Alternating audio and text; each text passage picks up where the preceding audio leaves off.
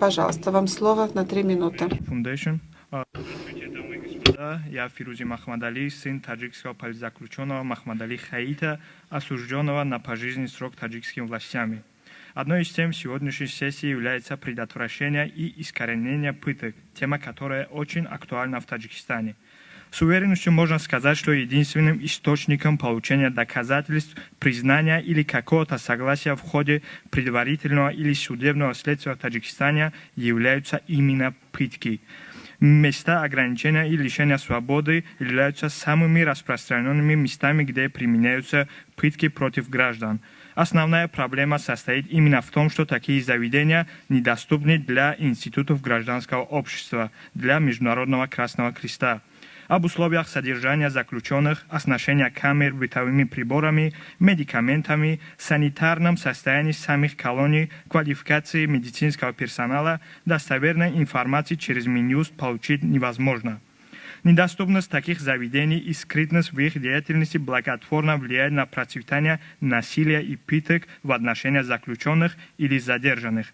За прошедший год неоднократно были подвергнуты физическим и психологическим пыткам такие политзаключенные, как Рахматуллой Раджаб, Зубайдулло Розик, Махмадали Файз Мухаммад, Хикматулло Сайфуллозода, Махмурод Одинаев и мой отец Махмадали Хаид.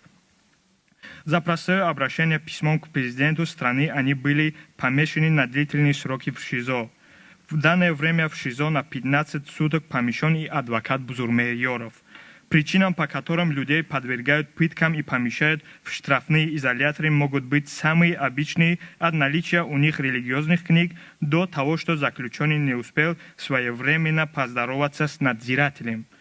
В связи с этим, думаю, странам-членам ОБСЕ просто необходимо коренным образом корректировать свою политику в отношении тех правительств, где пытки и жестокие методы обращения являются основным методом получения признаний и оказания давления на политзаключенных.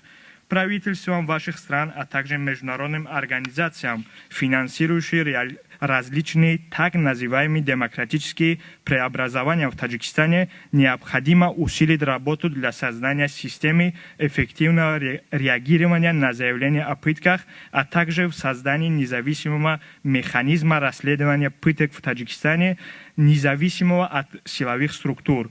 В стране необходимо содействовать для создания и полноценного функционирования Института независимой судебно-медицинской экспертизы, а также внедрению стандартов Стамбульского протокола как в законодательстве, так и на практике. Страны-участницы ОБСЕ должны содействовать созданию Института общественного контроля за местами государственного ограничения и лишения свободы.